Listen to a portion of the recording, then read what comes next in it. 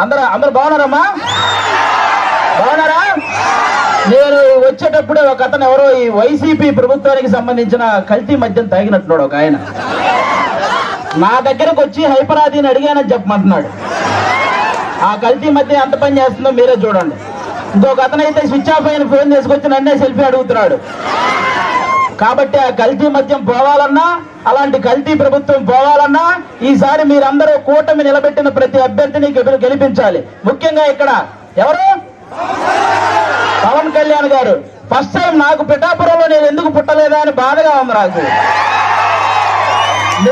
నిజంగా పిఠాపురంలో పుట్టుంటే బాగుండేది, డైరెక్ట్ గా పవన్ కళ్యాణ్ గారికి ఓటేసి అదృష్టం ఉండేది కదా అని బాధపడుతున్నాను నిజంగానే.